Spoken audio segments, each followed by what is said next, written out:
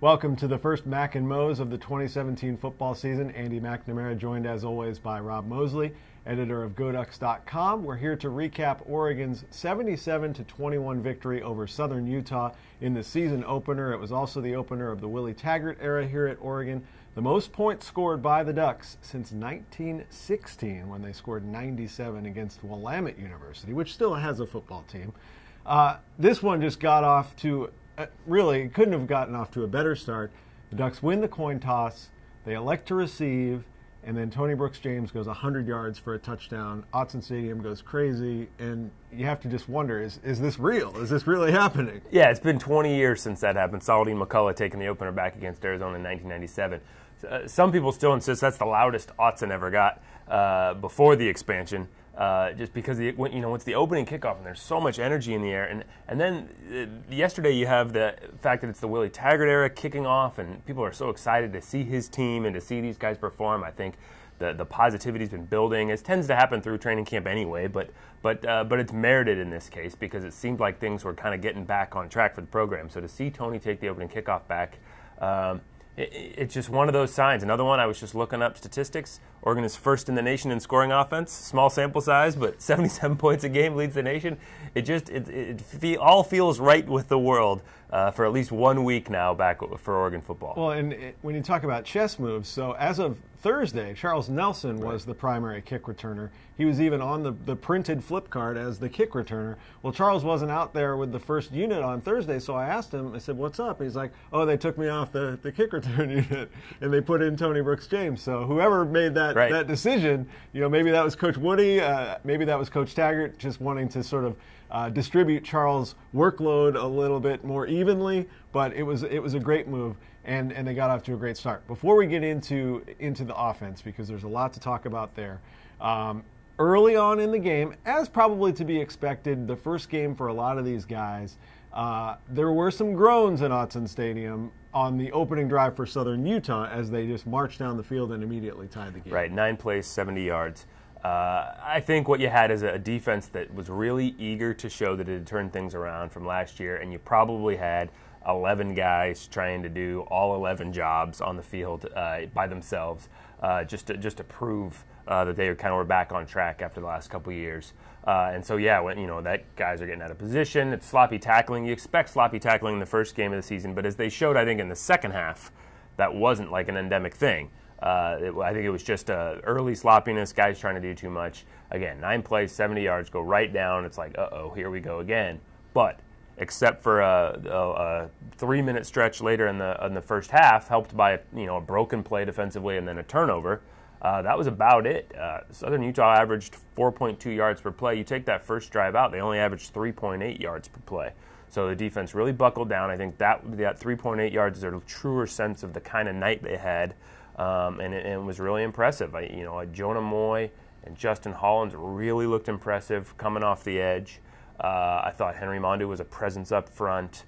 And then Troy Dye, 10 tackles, a sack, an interception.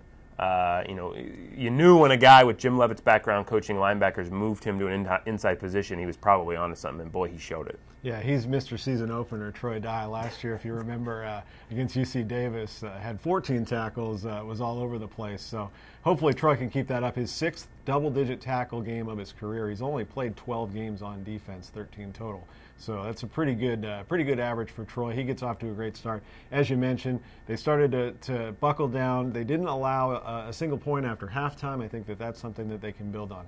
Offensively, Royce Freeman looked like a man that wants to put last season completely in the rearview mirror. He ran hard. He ran effectively. He was a really good option for Justin Herbert as a safety valve out of the backfield. Had 50 receiving yards in this one on 4 receptions, so 200 yards of total offense for Royce. I was a little worried that he was still in the game really, really late, as was Justin Herbert. But I think this was a little bit of a statement game for the coaching staff, and they wanted to showcase their top talent, and Royce Freeman delivered. Yeah, well, when you talk about taking Charles off the kickoff unit, when you see how much he ended up playing on offense, clearly they had a sense for his overall workload, and then we saw that too with with guys like Royce and Herbert, they played. I was starting to get Twitter questions during the game. When's it time to pull these guys out? It seems like the outcome is decided. But I think, yeah, Coach Taggart, again, he's done a lot. We talked before in our post-practice Quack Minutes about how in the scrimmages he went ones versus twos in those scrimmages, and I think part of that was psychology. This is just me spitballing, but I think part of that was psychology, wanting to get his starters some confidence.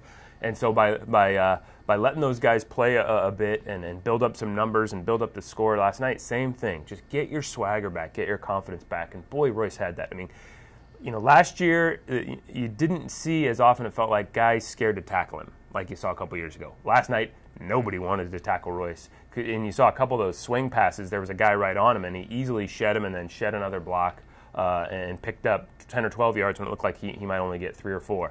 I thought the way Oregon was talking about Southern Utah's defense, you were really going to see the Ducks open it up in the passing game because Southern Utah liked to load up the box and stop the run.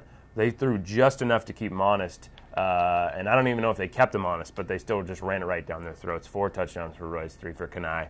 It was really a heck of a performance. Yeah, we've talked off the air a bit throughout fall camp about how just with this offensive line and with this group of running backs and Herbert sort of directing traffic back there, this is a team that should be able to run the ball against just about anybody. And if they wanted to exclusively run the ball, you get the sense that they could probably do some damage. But they were able to get some receivers involved. Charles Nelson had a nice game, just 1 yard shy of 100 yards receiving for Charles, 99 yards total. We saw Malik Lovett with a couple with a grab. Big time catch. Brendan Schooler had a couple of grabs. So guys that were starters in the Civil War on defense that are now wide receivers as the game went on, and they were able to start to work some more guys in. Johnny Johnson III made a vintage, what I think fans will soon see is a typical Johnny Johnson III type of catch where he's one-on-one with a guy and he just outmuscles him for the ball. And Justin Herbert, a couple of his throws last night were just absolute dimes. And I've said it too many times. I think we take him for granted. I think that he has the type of arm that might be one of the best that's ever thrown the ball here at Oregon. Now, he has other things that he still needs to improve on, but a couple of those balls, particularly a deep ball to Charles, that was nearly a touchdown.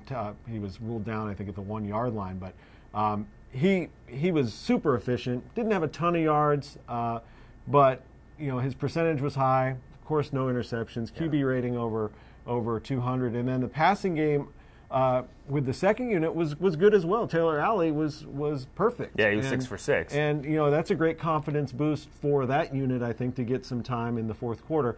And the Ducks didn't just run the ball to kill the clock. They let those guys actually play a little bit, which I think will have a benefit for them down the road. Yeah, 13 yards per attempt, I think 15 yards per completion. I mean, that speaks volumes. The total passing yardage numbers weren't eye-popping, but when Herbert threw the ball, I mean, they got chunks. And we've talked about all training camp about the chemistry he had with Charles Nelson. And the deep ball, he had another one where he went across the middle to Charles, and it almost looked like he dropped down sidearm just a bit and put it through about 4 guys. Just great chemistry there. That was really encouraging. I think from a scheme point of view, it was still pretty vanilla. They went unbalanced a few times. There was some stuff with 2 tight ends, but we didn't see a lot with multiple backs like they've talked about. We didn't see him really, really spread it out. We didn't see a whole lot of option running with the quarterback, which we know is part of the deal in Willie Taggart's offense. So there's still a whole lot left in the cupboard that they can do. And with some big time non-conference games coming up, that's a good thing too. But what an impressive first step. I mean, just a sense of relief almost throughout the fan base and even internally around our department. Like, okay, this is what we're used to. These were the Ducks we knew and loved. So. A really nice first step for the Oregon football under Willie Taggart. We saw a little bit of a Stanford play with some misdirection, an option that Herbert never did keep it, but that's a play down the road where you've got just guys bunched in at the line and creating space, and then you have a back like Royce Freeman that can hit the hole. Almost too many guys to talk about in this one, but we can't not talk about the performance of Kenai Benoit with 3 touchdowns of his own, also 100 yards rushing. And when you watch Royce and Kenai and Tony Brooks-James, I'm in the stats booth for the games, and somebody, just is like, man, these guys, it's like they have 3 starters. Yeah. And really, I think Kenai and Tony could make a case to start on a lot of teams in college football, a lot of Power 5 teams. And when Kenai gets that little opening, he's faster than you think, he's stronger than you think, and nobody's going to catch him. And we saw that a couple times last night. Yeah, when he got here, he had a bigger body. He had a little weight to lose, and I think he got cast just by people looking at a roster as a guy who was like a physical power back. But that's just not how he runs. He wants to be slippery and quick and fast and elusive, and he's just he runs with this. He reminds me of Jeff Mayle a little bit, whereas his center of gravity is always moving. So if you're a tackler, it's really hard to get a clean shot on him, and so he can slip out of tackles and evade tackles in a way that really makes him fun to watch run. Yeah, I think it was no less than the Michael James said on Twitter, Oregon's got 3 starting running backs. And credit to those guys for kind of being comfortable sharing the load, and Coach Taggart and Coach Pimpleton for kind of getting them to embrace that, and obviously Gary Campbell the last couple of years as well, their previous position coach, because what a luxury that is to have. And again, the coaching staff has made no secret about wanting to do stuff with multiple backs. When they start to unveil some of that stuff that uses 2 or even 3 of those guys, look out, because clearly, we can see the kind of weapons they are. I remember talking to Gary Campbell, this was a few years ago when Kenai was first recruited, and his numbers didn't jump off the chart at you when you looked at his 40 time and all that. And Coach Campbell, talked about how he looks at his philosophy was to look at the film, and I think you saw it last night. Kenai in pads is a fast guy. No doubt. It doesn't matter what the stopwatch says. If you can't catch him on the field, then that's really all that matters. And it's funny you say his angling, because he always takes, when we take photos at practice, Kenai always seems to show up, and he has some of the best photos because he's always got the football moves going on. It's like he's horizontal sometimes. Yeah, no doubt. They're not a perfect performance. 12 penalties. Coach Taggart kept coming back to that after the game, and that was an issue in the 2 scrimmages. The thing about that is in the scrimmages, it was a lot of a false start here and offsides, 5-yard. There were big chunk penalties, and I know there were a couple pass interference calls. It's easy once you have the benefit of replay to say, hey, maybe that was questionable. Maybe it could have even gone the other way. But bottom line is those flags got thrown, and when you're coming off a couple scrimmages where that was an issue too. There's a consistency there that clearly some guys need to play with a little more discipline, hand discipline, and clean that stuff up. There's a couple personal fouls. Tyrell Crosby, of all people, got a personal foul. He's as good a guy as there is, so I wouldn't expect that to become a thing that's repetitive, but, obviously you don't want to see any of that. I thought Taylor Alley answered a question, looking pretty solid as the number 2 quarterback. The punter situation, I'm not sure where things stand with that. I think, for most of the week we thought Blake Maimone was going to be the guy, then Adam Stack gets the first punt, but Maimone took one as well. So it looks like in terms of ongoing questions, who's going to be the punter for this team and how that unit's going to perform is one that's still a little up in the air. Yeah, they both punted over 40 yards. I agree. I think we'll see a continuation of that until one of them really separates. Before we wrap this up, we should also talk about the newcomers that played in this one. A lot of brand new faces, true freshmen, got their first taste of college football. A couple starters.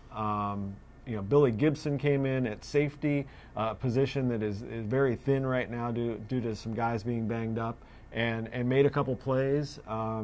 Nick Pickett saw a lot of time. So I think this is one of the benefits of having a game like this where you can get a lead is you can really sort of put some guys out there and throw them into the fire, so to speak, and see how they do. Yeah, the safeties really jumped out to me because the game started with Oregon in a tough spot. Tyree Robinson not suited up, Brady Breeze not suited up. They're getting healed up from some training camp stuff. Then Khalil Oliver goes down, Juwan Williams goes down. And so I think that the desire would have been to get Gibson and Pickett a few plays here and there, but they're regulars defensively in the second half and held their own. Gibson made a couple of sort of standout plays that popped, but more than anything, just the fact that the two of them, you didn't really notice them in a bad way, really jumped out to me. It's not like Southern Utah had some success picking on them, saying, hey, there's some true freshmen out there, let's go at them and see if we can get. I thought they really held their own, and that was impressive. Guys like Falu and Scott and Stack and and Johnny Johnson, who are starters, we'd kind of known about them. I kind of, even though that was their debuts, I felt a little, at least to us, and if you've been following this team throughout the month, a little bit more of known quantities. So to see Pickett and Gibson perform the way they did and hold up, I thought that was really encouraging, because I think the safety position is one where there are some question marks because of the injuries there to some regulars and some guys that were expected to be players. There was a lot of shuffling there throughout training camp, and so I think there are still jobs to be won and nailed down there, and those freshmen made pretty encouraging cases to keep getting playing time. Ducks 1-0 as they head into their next game, a home game against Nebraska, Saturday at 1:30 on Fox Television.